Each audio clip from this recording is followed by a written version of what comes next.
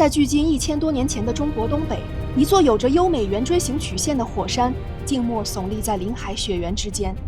某天，大地突然剧烈顫抖，火山以极强威力爆炸式噴發，连同它的山體一起被巨大能量所摧毁，成為人類史上有記錄以來的頂級火山爆發之一。岩漿吞噬了百里林海，所到之处，万物皆成灰燼。此後1000年間，火山始終未曾沉寂，直到1903年，仍有小規模噴氣活動。彼時，這座火山還沒有統一的名字，世人只知它終年積雪覆頂，林海深藏猛獸珍奇。1000年後的今天，我們稱它為長白山。長白山位於吉林省東部，不僅是中朝两國的界山，也是多個民族的聖山，更是一座處於休眠期的活火山。如今，它已經是世界級的旅遊勝地，每年接待超100萬遊客，更是有着諸如雲頂天宮、天池水怪等故事與傳說。那片曾經被岩漿吞噬的土地，如今是什麼模樣？看似平靜的天池湖面之下，是否還藏着毀天滅地的能量？它為何沉睡，又是否會再次甦醒？這次，我們一起去長白山看一看。我們現在已經到了南坡景区大門这裡了，前面這個就是長白山南景區的大門了。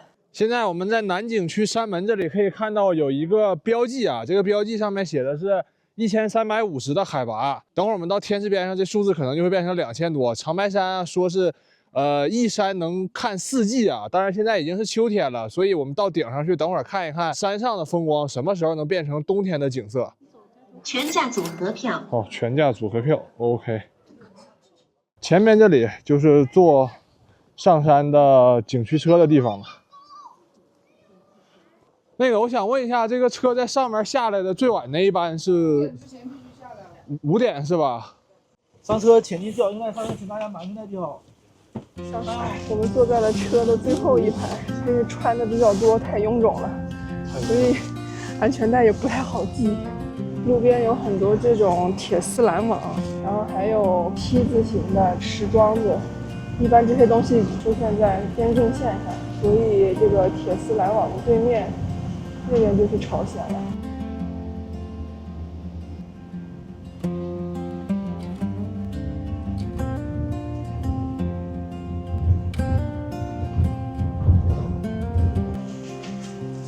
啊，下車了，家人们！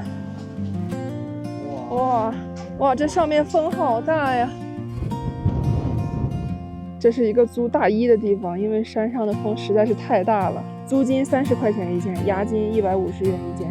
今天天池上的溫度是在零下2度到零上7度之間。雖然溫度相對來說沒有那麼低啊，但是架不住這山上風大呀，風一吹就很冷。我覺得大家如果不想租上面的大衣的話，就自己在山下先穿好，然後再上來。從我們下擺渡車的下車點到天池觀景台還有300米。走吧，我們現在往天池方向。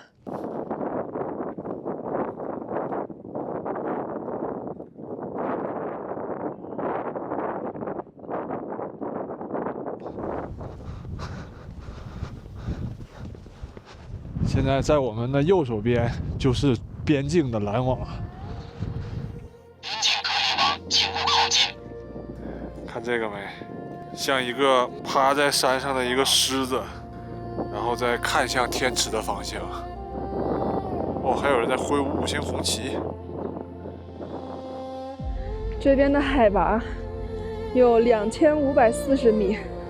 現在太陽在南邊啊，那邊的景色是挺好看的，但是霧蒙蒙的大太陽。你腳幹啥呢？你擺 pose 呢？這動作挺高難的。你不經常。哇，這裡就是天池。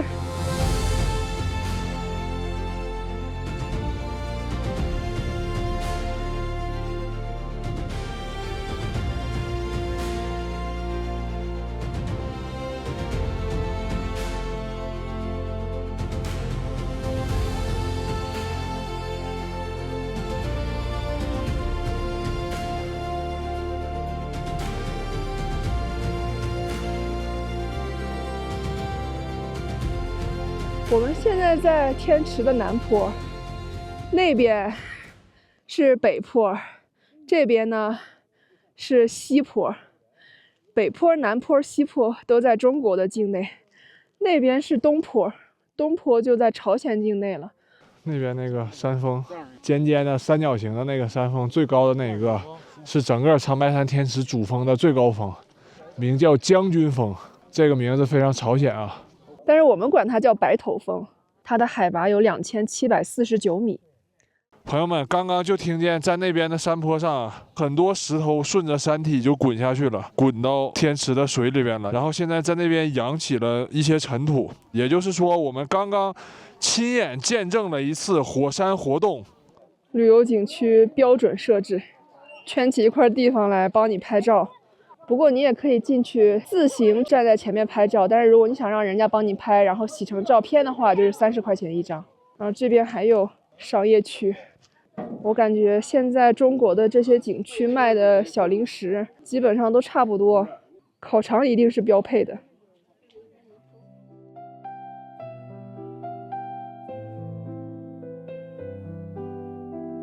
現在整個天池南景區幾乎就剩下我們2個人了，整個加在一起的遊客應該不到10個人了，工作人員好像都已經快下班了。現在才下午3點鐘的時間啊。因為天池南坡景區呢，它到下午2點就不再檢票了，所以這邊的遊客只會減少，不會再增加。整個的天池在南坡這裡就是相當於獨享的 moment， 我們的後邊全是天池。這是純天然的，1702年，這個石頭已經是323年了。建南景區時候，人家不在找師傅看嗎？說這個石頭在留的也是個鎮山石，龜不長壽嘛。長壽龜。我們上來時候，你看就是這個房子，這雪把這房子蓋的，房子都看不見。啊，那麼大雪啊！咱現在站這個位置啊，當時的雪得有6米多。就這個位置雪6米多，那人拿鍬一鍬鍬戳出去了。南坡就是每年只開4、5個月的原因，就是因為雪清不過來唄。再給你道上那個雪戰線太長，3多公里，你雪沒個清。啊，你剛清完，你上來了，回頭這道又滿了。那你看這道了，有雪剎車它也上不來呀。確實，那路我們上的時候那師傅開的，對對對，它上不來。你看它那有的完了，那像那石塊六角那個啊，它是起凍害的地方。你要說咱整那個什麼水泥道啊、板道都不行，直接就鼓起來了。你看它有那個磚一塊一塊的，這塊鼓起來了，它慢慢它能下去，沉下去。要整體起，全碎了就。那您在這兒工作這麼長時間，有感受到過這個長白山作為活火山，它有什麼活動沒有？那咱要感覺到是就應該噴了。我家年年那個專家來啊，你看測啥的沒事。這也不是，咱這沒有地震，這火山基本上沒什麼事。咱這地區有地震了，那基本上這火山就不保了。那在這個火山要噴發了，這周圍老多地方都受災了。為什麼長白山沒有那個像日本富士山或者其他火山那種圓錐形的那種火山口？最重要的原因就是它上一次噴發大概1000年之前那會兒噴了一次，把它那錐形火山口給破壞掉了，所以才形成了現在這個狀態。像日本富士山那種，它是一個非常優美的曲線圓錐那種形狀，但是它像一個碗形，像個鍋似的。對對，像個鍋。所以它現在這個天池的面積，它是世界上迄今為止活火山火山口最大的。包括它底下這個天池深不是最深，370多米吧？373。對，它這些水全沸騰的情況，嘩就全出來，非常猛。所以說它是中國境內最危險的活火山，基本沒啥問題吧？天池啊，也是東北地區一個非常重要的水源地。天池呢，又被稱為三江源，它是中國東北地區3條比較重要的河流的這個水源發源地。這3條江呢，分別是圖們江、鴨綠江，還有松花江。天池除了天上降水以及地下水之外，沒有其他的水匯入天池了。但是天池卻源源不斷地向外輸出水源，而且天池的這個水位線常年保持在一個非常穩定的狀態，這也是天池非常神奇的一點。天池的這片湖水啊，從劃分上來看的話，50%多是屬於我們國家的，40%多是屬於朝鮮的，所以這一片天池的湖泊也是我們中國跟朝鮮共有的。剛剛聽工作人員講，說在疫情之前，朝鮮还没有封閉的时候，那会儿去朝鲜旅游就可以去东坡的长白山，然后下到天池水边上。希望有一天我们去朝鲜旅游也能体验一下东坡的长白山，看看天池水是什麼樣子的。隨着夕陽逐漸落下，我們與長白山天池的見面也即將迎來尾聲。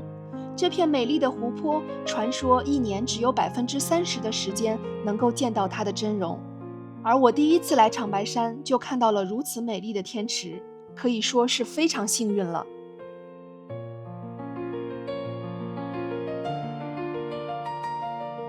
我們和南景區的工作人員一起坐最後一班車下山，而就在景區的山門前，我們意外邂逅了長白山的護山神獸。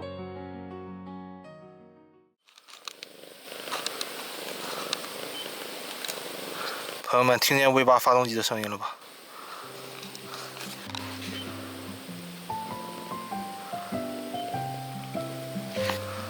摸一下，那次不让摸。就在这里，守護長白山南景區山門。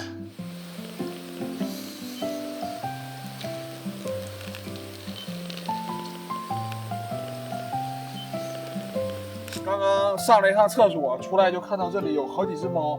我們包裡有2根貓條，三花的，算了，你怎麼能，你搶食你不好啊，你这樣能聽懂我說話不？大白就在後邊非常紳士，他也不搶。我的相機不能吃。這口誰要？喵。好，給你。大白果然是成熟的老貓了，能聽懂人類的語言。來啊，我現在有序餵食，小花先吃。好，下一個。二花來，你是二花。哎，對，但你不想搶，我可以給，但你不許搶。好，吃到了。最後是大白。大白，你為什麼總是一臉憂鬱啊？大白，來，大白。誰喵？哎，好大白啊，好大白，好猫。大白在人情世故這方面拿捏得死死的。大白，你是這群貓群裡面最聰明的喵了。這是我的相機，不是貓條。沒有了，你喵也沒有了，沒有了，餵完了已經，沒有了。好了，2根貓條，4隻貓糞。小貓咪再見。再見了，小貓咪。再見。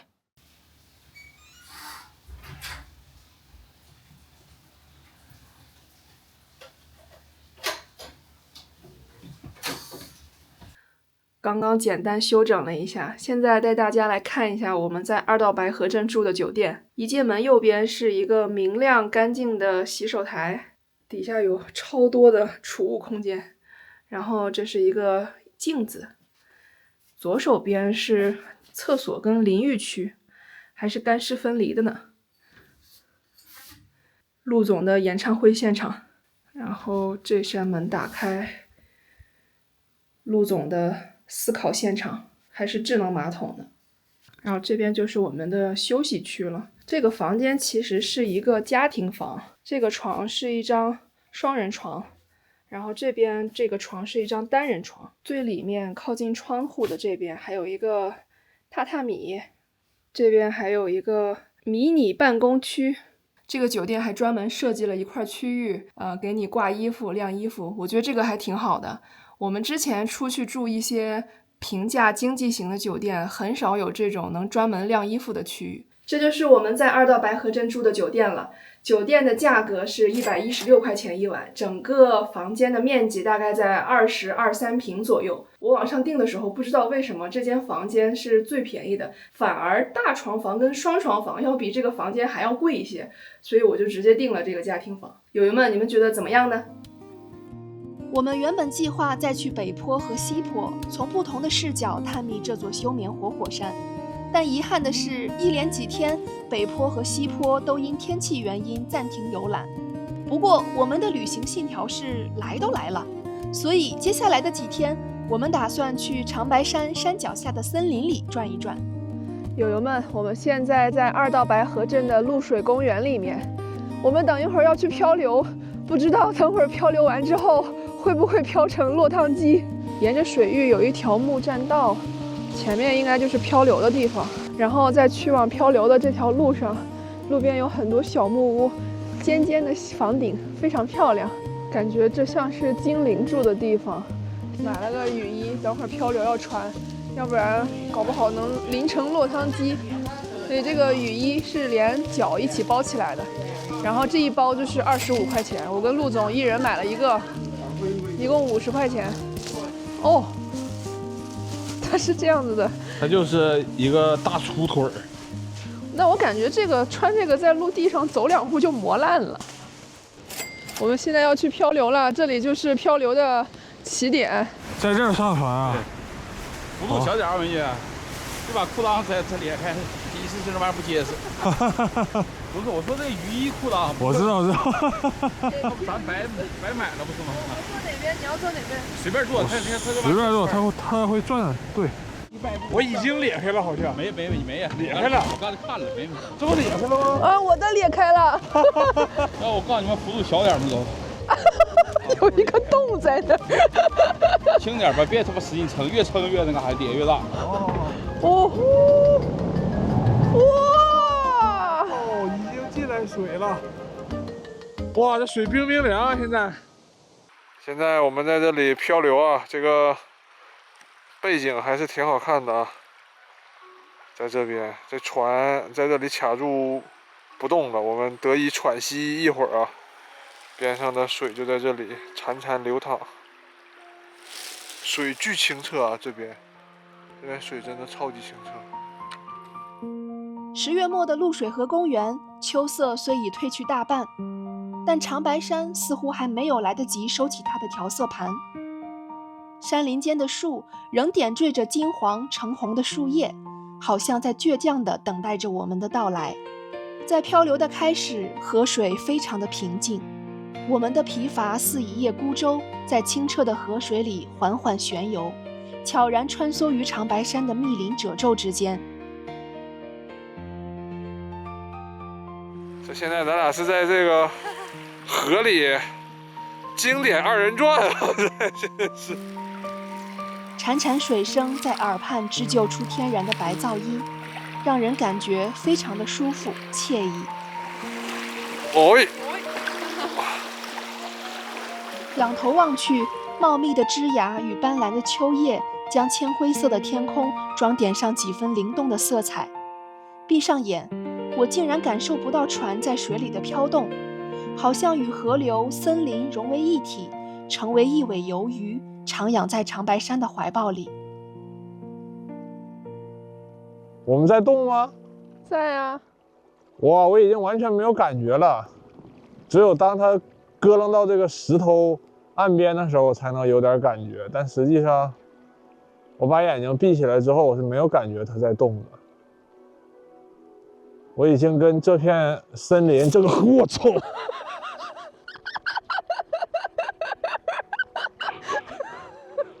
我剛想說，我已經跟這片河流和這個森林融為一體了，大自然就立刻給我暴擊，是吧？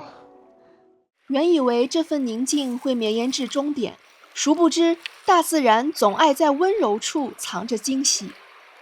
想了片刻悠然，露水河便顯露出它野性的一面。哇！到這兒突然間就急起來了啊！急，背，開始各種驚險刺激。友友們，我剛剛突然感覺屁股一陣涼意襲來，然後我用手摸了一下，我的屁股整個衣服都已經濕透了。哇，這兒還有點意思啊！哎呀，我屁股越來越涼了，它濕的面積越來越大了。我操！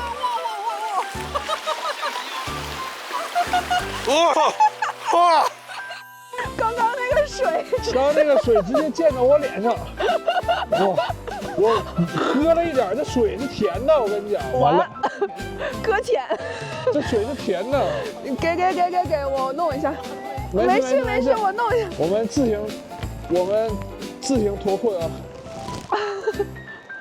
OK， 成功脱险。哇，又来了，这里，哇，这里举起来，举起来。哇！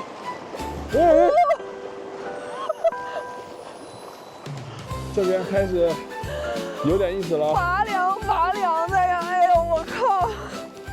我感觉如果有条件的话，或者是能提前做足功課，就先自己買一个質量比較好一點的那種。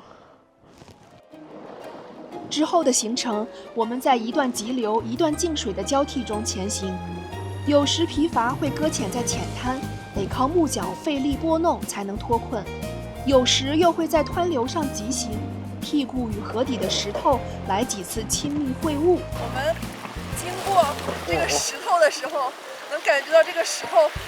這是石頭，這是我們的屁股，然後中間有一個船，然後這個石頭是這樣摩擦着我們的屁股過來的。哇！啊！我的屁股又撞到石頭上了。剛剛進了一波大水。我們終於到達目的地了，雖然你的雨衣襠布越來越大了。你低頭看一下。都已經這麼大了，哎，我這裡面都可以養魚了，我感覺。就在驚與喜的交織裡，我們完成了有驚無險的露水河漂流。當然，留給我印象最深刻的，還是棉褲裡沉甸甸墜着的那份來自長白山秋天的涼意。這個漂流，我覺得體驗感還是非常棒的，真的非常棒。只要你不把自己渾身弄得很濕，還是可以的。友友們，我們剛剛坐身後的這個車，從漂流的終點又坐回了起點。我們現在要緊急換一下這個衣服，但是我們剛剛坐那個擺渡車從漂流終點坐上來的時候，我看跟我們同行的那些其他的遊客，他們的屁股也都是濕的。他們漂流的時候跟我們穿的那個雨衣是同一款雨衣啊，我感覺這雨衣質量給個差評。友友們，我們現在要回酒店了，現在已經4點半了。這邊太陽下山的話，就是在4點半和5點之間，天已經慢慢黑下來了，我們也看不了什麼，所以現在決定回酒店，先換一下衣服，休整一下。今天晚上我們就一起去品嘗一下二道白河鎮的高麗火盆，這也是朝鮮族的特色美食。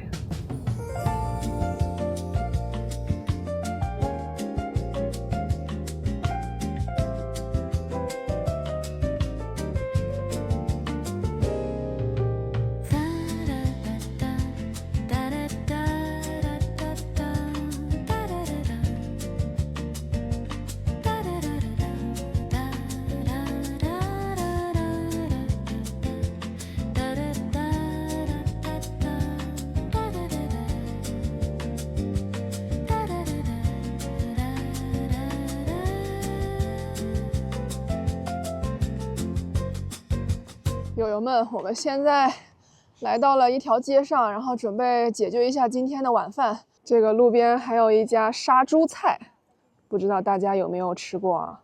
我只在東北地區品嘗過這道美食。我們今天要吃的高麗火盆就是這家朝族高麗火盆。走，我們進去看看。這個飯點剛到，開始上人了，又進了一桌8位。這個做火盆的大爺，一看經驗就很豐富了啊。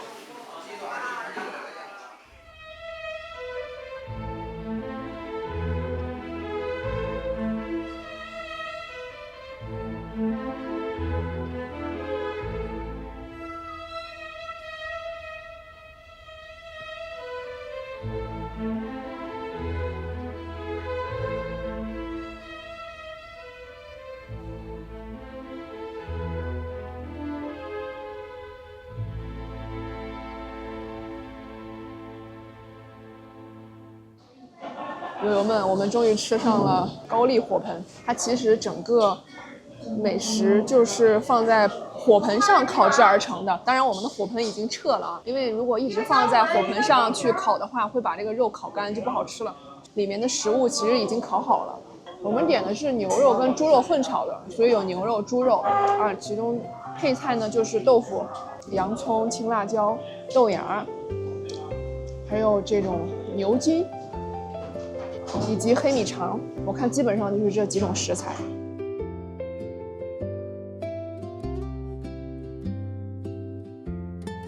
高丽啊是朝鲜的旧城，高丽火盆的这个烹饪方法也是用炭火去烧制而成的，跟我们之前在六盘水吃到的那個烙鍋是一樣的。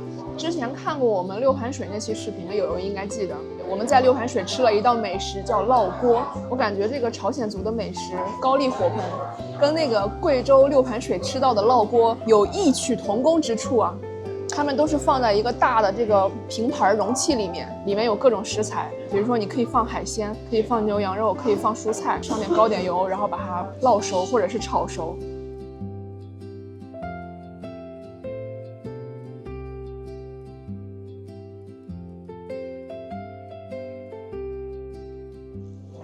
有人問我們剛剛又加了一份酸菜和一份金針菇，加了酸菜之後更好吃了，因為酸菜那個酸味啊，它一定程度上中和了這個油膩的味道，而且又單獨給我們加了調料之後呢，就更鮮美了。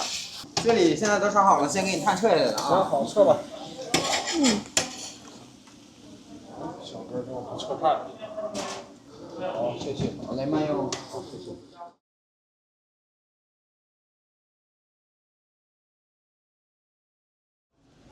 作為一個東北人啊，這個火盤烤的酸菜我是極力推薦的啊！不管你是不是東北人，來東北酸菜必須得吃一口。它真的會打開你全新的味覺體驗。哦，尤其是這個酸菜，它越加熱是越好吃的，因為這個酸菜它非常的吸油，你越加熱，它就越會把那個肉的油啊，還有你炒菜的時候用的油啊，全都吸進去。它就會變得非常非常香，然後自己本身還有那種酸爽的味道，提升你整個口感上的那種刺激感和那種爽感，你知道吧？所以就是你這一口下去，又有肉又有酸菜，就是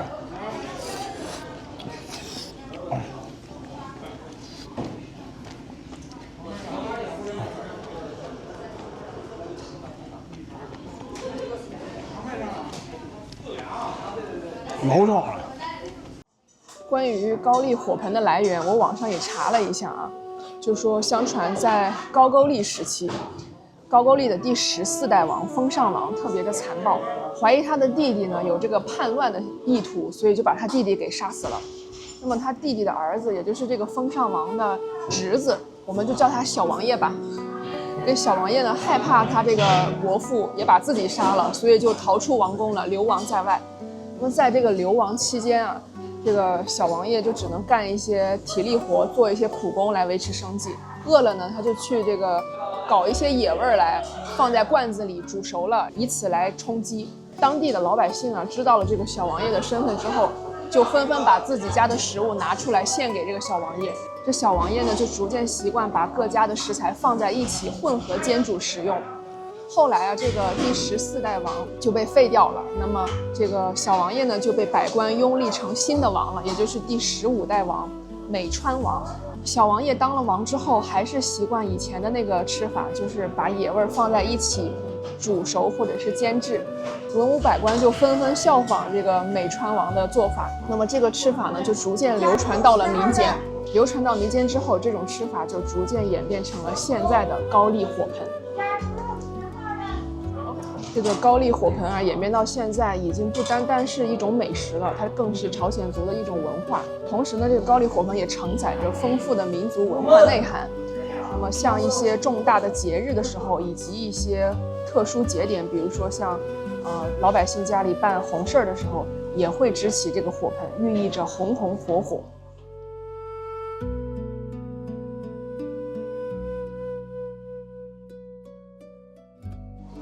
看視頻看到這兒的朋友們，能看到這個紅紅火火的高麗火盆，也祝你紅紅火火。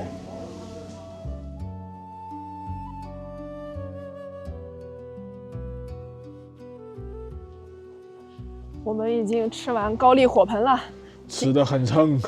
今天的这顿晚饭一共花了190块钱，我们后面又加了好多东西，还有一点没吃完，但是基本上都吃完了，而且吃的还巨撑。没喝了的大窑我都打包拎回来了。我们现在要去云顶市集里面逛一逛。云顶市集的入口这里还有一個《盗墓筆記》的人物雕塑。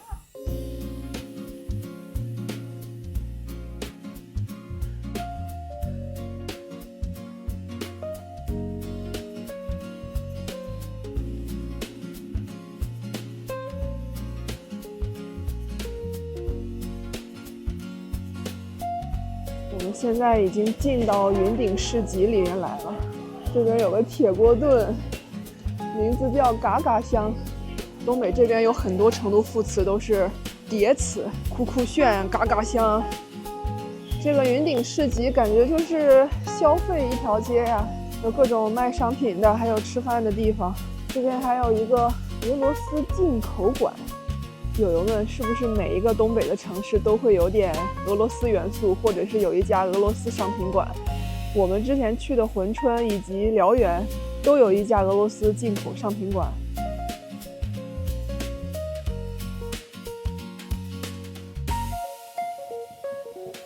這個兩旁都是各種集市攤位，賣一些文創物品，或者是吃的、喝的、玩的、用的。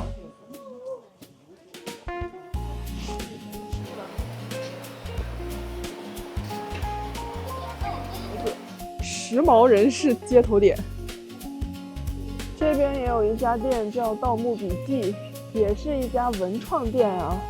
前方驚現開封菜。別看二道白河只是個小鎮啊，有一些這個我們上一集去過的長白縣縣城都沒有開封菜，但是二道白河作為一個鎮卻有開封菜。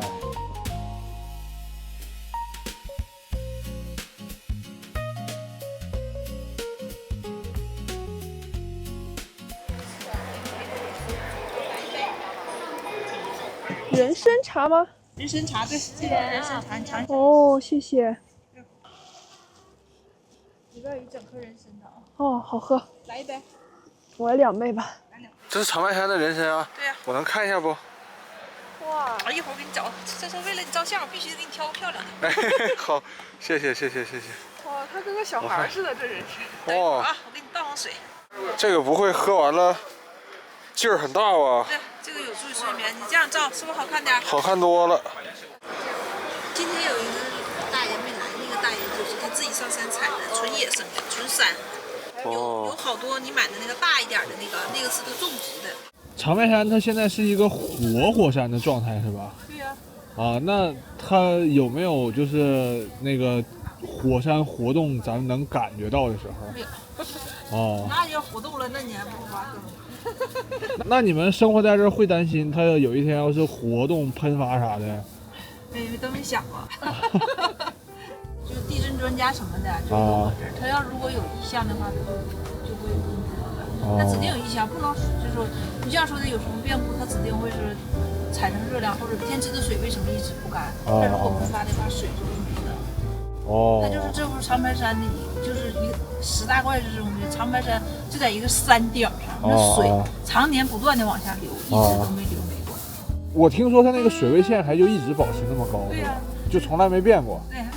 哦，那是啥原因？您知道嗎？就不知道，這10大怪之中的那個其中的一怪嘛。哦。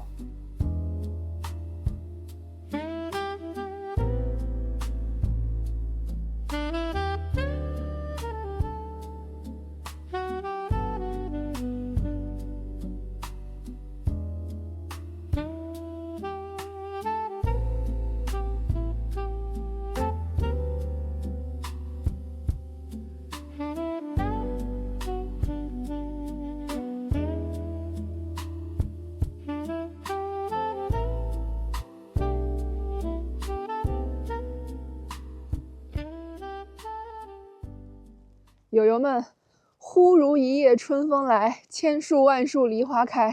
昨天還在過秋天，今天就過上冬天了。這支視頻拍攝的時間是10月19號。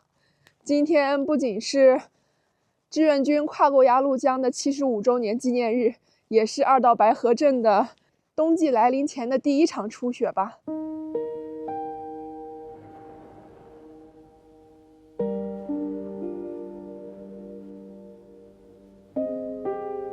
友友们，这个雪越下越大了，现在都有点睁不开眼睛了。刚刚我们偶遇了2个南方过来玩的朋友，他们撑起了雨伞，在雪地里面激动地拍照。因为我们2个都是北方人啊，所以下雪的时候我们没有撑雨伞的習慣，所以不知道屏幕前的友友們，你們會在下雪的時候撐傘嗎？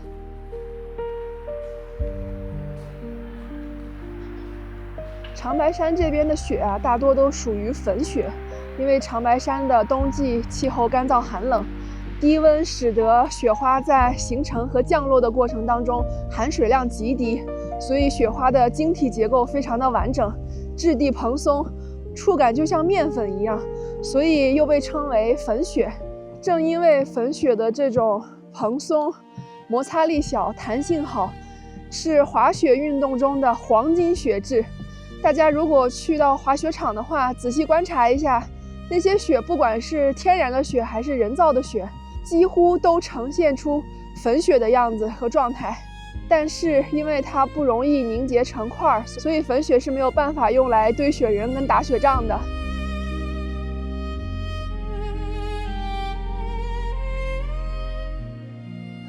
這個路兩邊的葉子啊，都還是黃的跟紅的，然後又疊加了一層白色的雪花，還是挺好看的。我們現在要去二道白河鎮的美人松森林公園。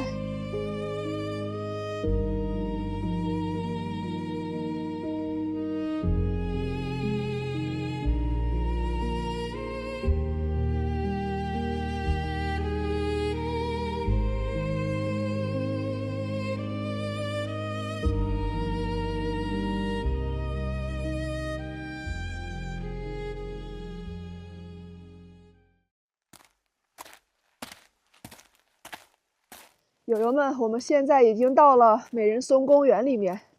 我旁邊的這個湖啊，就是公園裡面的湖泊，它叫美人松湖。這個湖裡面，我看到有這個小動物在水面上玩耍嬉戲。它不叫了，它不叫了，拒絕與我溝通。這小鴨子在洗澡呢。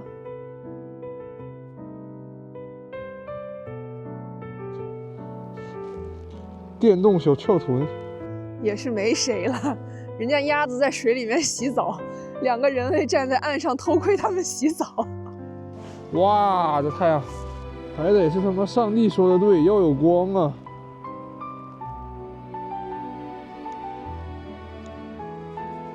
這個二道白河鎮啊，不愧是國際旅遊勝地啊，連這個石碑都是純英文的，一個中國字都沒有。上面寫的是長白 Mountain Beauty Park International 是什麼 Park， 那個單詞不會念啊，大概就是這意思，就是長白山美人松國際雕塑廣場公園。前面就是美人松公園的原始森林處了，我們馬上就要進去了。哇，這個地面走到這兒就沒有石板路了，裡面全是泥巴路了。在這個森林的小路邊立了一個石碑，上面記載了幾棵樹的數據。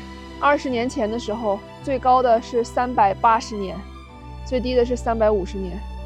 這棵樹迄今為止已經有400年左右的歷史了，它已經有400歲了。可能在鏡頭裡不明顯啊，但是我人一站上去對比一下，就能看出差距來了。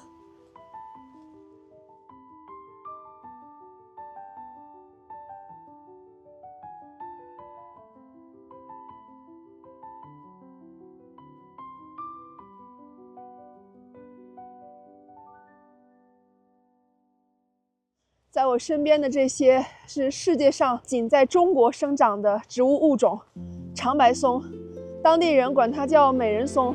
它在中國也僅在長白山地區生長，它每一棵樹的樹幹大概都在20米到30米之間，樹幹通體呈黃色，每一棵树都有一个大长腿啊。森林里面的这些树很多都在100-200年或者是200-300年的树龄。我们现在要去看一棵年龄更久的树，它是美人松里面的松王，也是目前为止整个树林里面年龄最大的一棵美人松松树了。松王广场就在这儿，友友们，我们现在去覲见长白山松王。到了，空手来的，没什麼準備，有點倉促啊。到了，這是松王的名片。拜見松王，松王萬歲萬歲萬萬歲！這就是美人松公園裡面年齡最大的一棵樹，整個高度達到30多米。這棵樹我一個人都抱不過來，可能需要2-3個我才能把它團團抱住。它已經400多歲了，也就是從明朝時期開始，它就在這裡生根發芽，長成小樹苗了。如今它已經在長白山地區經歷了4個世紀的春秋和歲月。友友們，在植物界是論資排輩的，誰年齡最大，誰就能當大王。這棵年齡最大，它就是松王。在美人松公園覲見了松王，現在我們要打道回府了。剛跟松王完成一次親密會晤啊！我現在跟大王也是朋友啦。一條源於天池的支流從小鎮中間穿過，當地人稱之為2道白河，小鎮也由此得名。許多人初到這裡，本是將它當作登長白山前的休憩驛站，卻意外被這座北國火山小鎮的生活氣息所吸引。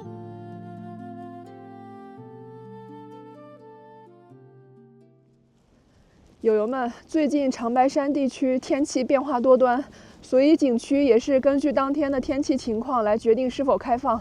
我們等了幾天啊，這個北坡景區今天早上終於開放了，不過它也只是開放了天池下面的那些其他的景點，我們一起去看一下吧。檢票大廳入口，到了檢票口了，這還有一個雲頂天宮。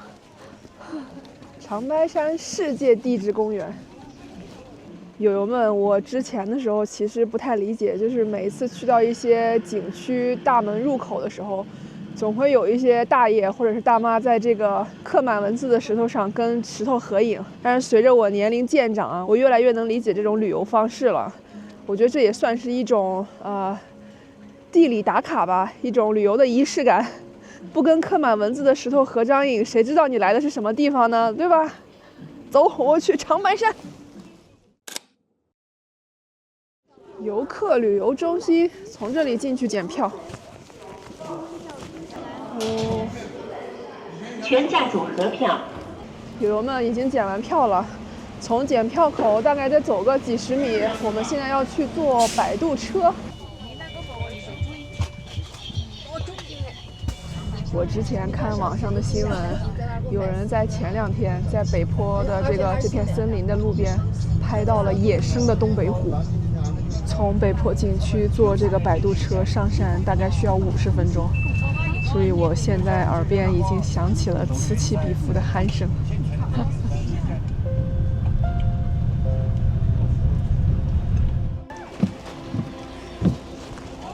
哦。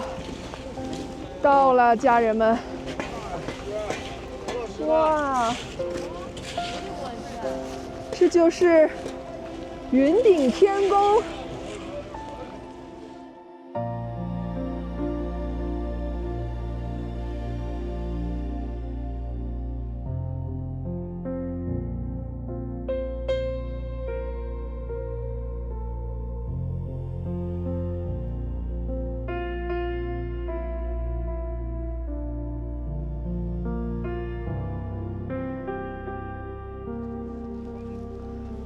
友友們，我們現在已經走到了長白山的步棧道上。這步棧道沿邊有一條溪流，然後這溪流呢一邊流淌一邊冒着熱氣，所以我想摸一下這是不是溫泉。哇，這水是溫的，我手感的话，可能这个温泉流到这兒的話，現在的溫度應該是30度左右吧。這溫泉已經變成許願池了，因為在這個池底啊，你總能看到一些有人投過的硬幣，感覺還是很有意思的。很多景區裡面，只要弄個坑，裡面放點水，就一定會有人往裡面投硬幣。雲頂天宮的風好大，吹死了，吹死了！啊！之前看新聞報道說，這個韓國人最愛來中國的張家界旅遊，說帶父母去張家界就是孝順的表現。我其實一直沒搞懂啊，這個張家界跟孝順是怎麼聯繫到一起的？但是我感覺他們是不是來長白山旅遊會更能貼近自己的文化一點？友友們，你們看着那河流呼呼的冒煙呢，冒着熱氣。這裡還有地質災害易發區的這個請勿靠近的指示牌，說明長白山這一塊地區地質活動並不是非常的安穩。哇，仙氣兒飄飄，這淌下來的水全是溫泉，冒着熱氣，人間仙境啊！長白山作為休眠火山，造就了獨特的火山溫泉景觀。在北景區的巨龍溫泉分布着47個扎根熔岩裂隙的泉眼，這裡最高的水溫可達82度，而將水加熱到如此高溫的能量，是深藏於地下2000米處的火山熱能。溫泉水經火山熔岩的滋養，富含硫化氫、鋰等20多種礦物質。這些溫泉不僅是地質活標本，其穩定噴湧也標誌着火山能量的溫和釋放，也是長白山是一座活火山的最好證明。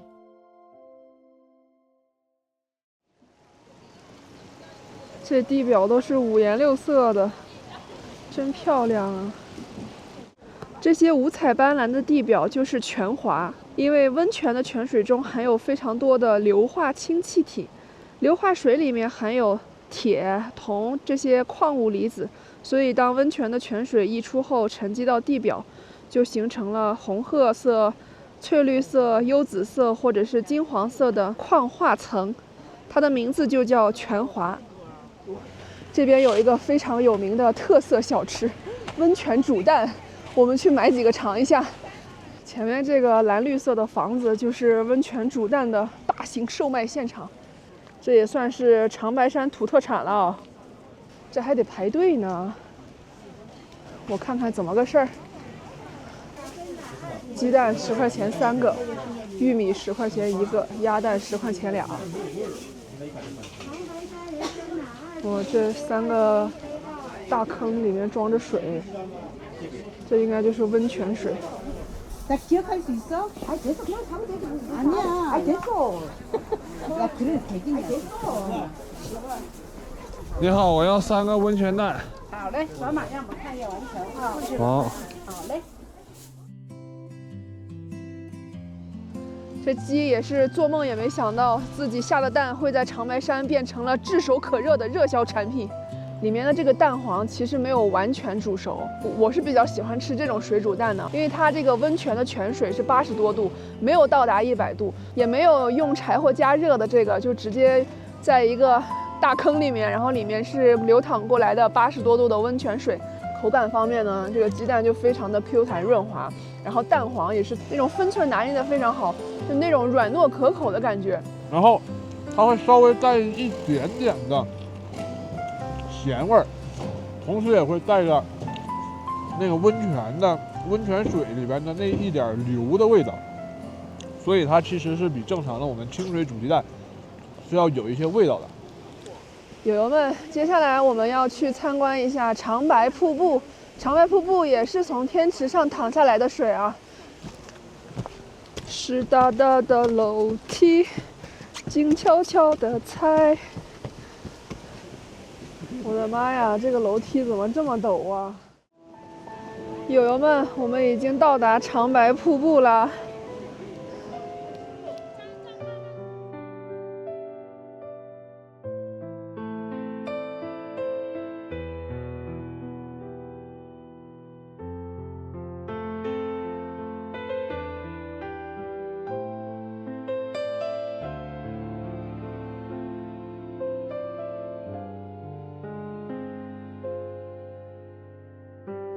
這是松花江源头的尽头，源自天池的流水就从断崖處跌落，飞流直下，形成了长白瀑布。长白瀑布的落差在68米，当它落到地面上之後，就濺起了数丈高的飞浪，好壯觀呀！此時此刻，瀑布的斷崖上方，太陽若隱若現，空中還飄着晶瑩的粉雪的雪花。這大概就是雲頂天宮的魅力吧。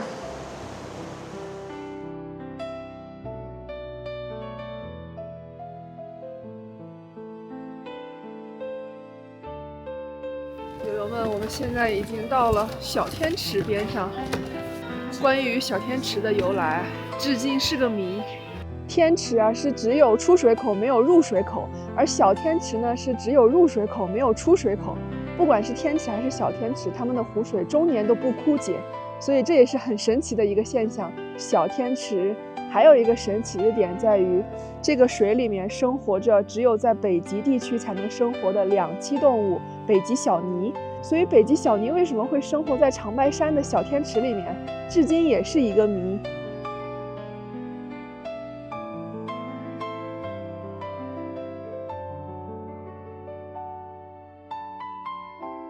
友友們，我們現在要去月化林觀景帶裡面的綠淵潭。哇，這裡面還有瀑布呢。他們說啊，這個綠淵潭就是在夏天的時候，瀑布水比較大的時候，人稱小九寨呢。前方就是綠淵潭了，雖然比長白瀑布小了一點，但還是很好看，很壯觀。而且有一些瀑布啊，都已經結成冰了。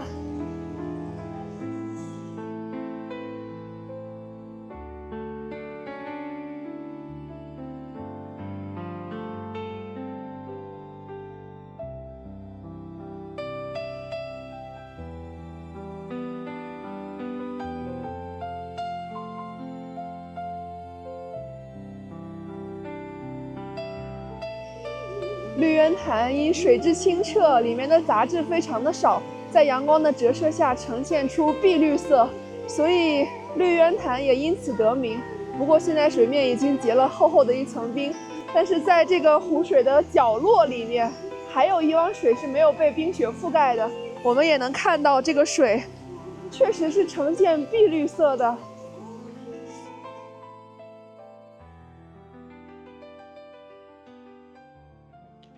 友友們，我們準備打道回府了。現在馬上4點鐘了，等會兒4點半太陽就下山了。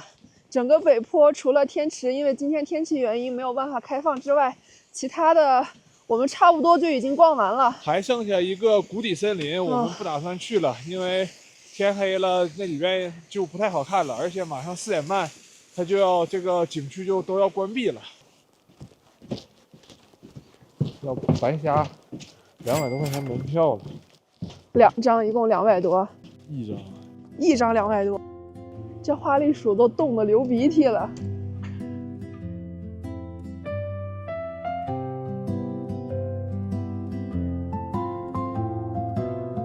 很多年前地質變動，火山噴發，形成了峽谷，而又經過很多年大自然的鬼斧神工，形成了現在的一片森林。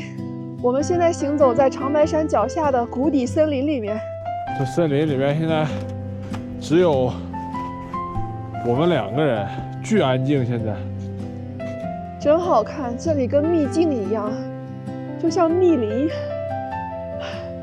真好看呀！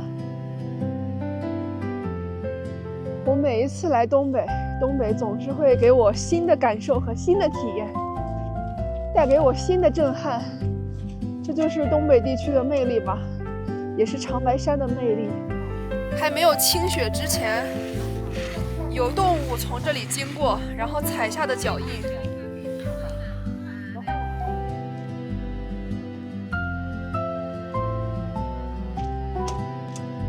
長白山世界地質公園裡面也有大片大片的原始森林，所以裡面的野生動物也是很多的，比如說像棕熊、野豬、東北虎。東北的林區有一句俗語叫“1豬2熊3老虎”，也就是說，在野外的情況下，对于人类而言，危險係數最大的是野豬，其次才是熊，最後是老虎。熊一般是不會攻擊人類的，因為熊的視力比較差，但是它們的嗅覺和聽覺異常靈敏，所以如果你正處於熊的下方向的話，它可能很難發現你。如果你不小心跟熊撞了個碰面，那麼熊可能會出於保護領地或者是保護熊幼崽的情況下，才會主動攻擊人類。但即便如此，我們在野外遇到野生動物的時候，還是離它們遠點兒。你可能完全不知道自己踏入了他們的領地，或者是因為什麼原因，他們會突然發起攻擊。哇！走了好久的森林不沾道，終於見到光明了。正好現在是晚霞時刻。Very good. Thank you, thank you. Where are you from? Russia. Russia? Yeah. Oh. Where you have to go? Hunchun. Oh, Hunchun. Yangtze. Oh. This Erdobahe. Oh. Then Harbin. We went to Hunchun last year. Hunchun. Okay. So many Russian Yes. titles everywhere. Yes. Yeah. Russian people everywhere. Yes. In China, have a place can see 3 countries. This is China and it's North Korea and Russia. Oh yes. Yeah. I visited North Korea 2 weeks ago. 2 weeks ago. Yeah, Pyongyang. Oh, Pyongyang! You can go to Pyongyang. Yeah. Oh, we want to Pyongyang, but we don't know how to go there. Yeah. How did you go there? How did you go there? From Vladivostok, there's a tour agency, and I got visa first. Oh, so Russia people can have a visa Yes. to North Korea. Yes. for travel. Yes. Wow. Oh. Cool. We don't have. We don't have visa travel. for- Yeah. To the North Korea. Yes, not yet. Yes. For now, they opened only for Russian people. Yeah, maybe later they can open it for other countries as well. Yeah. For now, only a lot of Russian tourists in Pyongyang. Everywhere. Oh, that's very cool. Yeah, it's really cool. Yeah. So, how do you see the Pyongyang? It's very empty. No cars. Cars. Just Bicycle. yes, bicycle. No motorbike. No motorbike. But there are big roads, like 5 lanes. So 5 lanes this way, 5 lanes that way. So 10 lanes. 10 lanes. But empty. Empty. No cars. Why? Because it was forbidden to buy cars for people, only for companies. But maybe it's expensive, I don't know. But people quite poor, yeah. And they wear different costumes, so you can see, oh, these are students, oh, this is children, like from school, oh, these are workers, oh, these are engineers. They all wear the special suit and they all work together. That's like in a computer game. So funny. Yeah. So you travel alone or No. join No. Only by bus, only with a tourist group, and you cannot walk just by yourself. So you need to wait. So if someone is in a museum, but you don't want to go to museum, you can wait only in the bus. For example, security is staying here. You cannot go in the corner. Okay. So he should see you all the time. Oh. It's very strict. But people simple but happy, smiling, waving you all the time. And we went to golf club, so we also see on the way, but they didn't stop in the villages yet. So.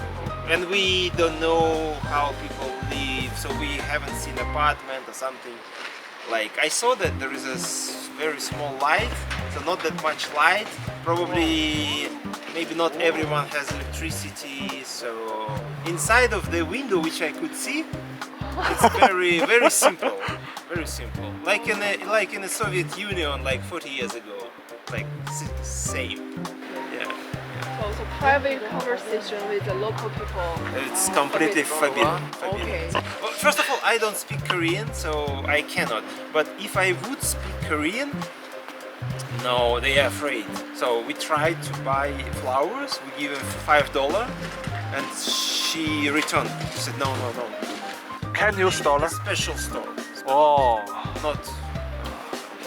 How about the internet in Nesquik? No internet. No internet. No internet. For 1 week, no internet. No. Oh. But in a hotel, you can pay $2. $2 for 10 minutes. That's so expensive. Yes. But maybe you need just to check email or write message. So, yeah, like this. So how much about your Russia group? So in dollar, it could be $1,700 for 7 days. Wow. It's hotel, transportation, tours, food, everything. You don't need to spend anything else, so only maybe souvenirs. Okay. All included. Okay. Okay, nice to meet you guys. Nice to meet you. Let's take a selfie. What? Picture? Okay. Okay. Let's go.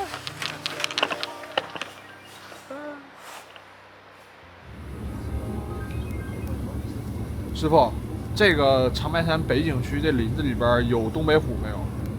有，这因为其实以前都是大林子原始森林啊，这是说咱们人工开发出来的，这是修的道。这往里面深山老林了，老远了。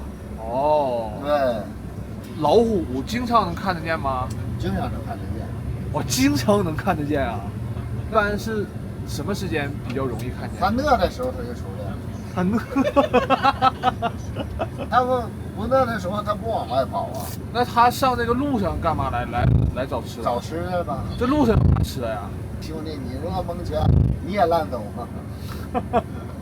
那咱们一般情况下就是大概多长时间能看到一次？这频率高不？不一定，有的说1年见一次，有的1年见2、3次。哦。它一般有的车人，动物那东西它怕车，怕动静大，一动静大它就躲了。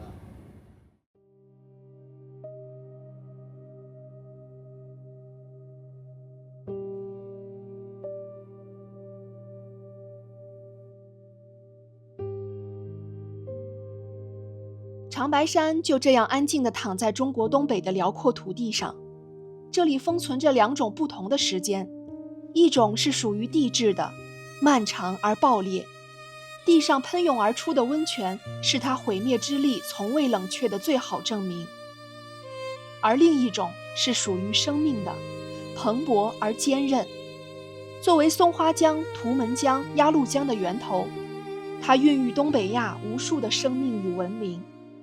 對於世界而言，它是火山風景的朝聖之地；對於民族而言，它是跨越國界的信仰圖騰。長白山早已不是一座單純的山，而是承載着自然偉力與人間煙火的生命共同體。它用火山灰孕育沃土，用天池水滋養生靈，讓繁華與靜謐在此共生，讓古老傳說與當下活力在此交融。以上就是本期視頻的全部內容了。如果你喜歡這支視頻，感謝你的點讚、評論、分享與收藏。我是牛美麗同學，下期視頻再見，拜拜。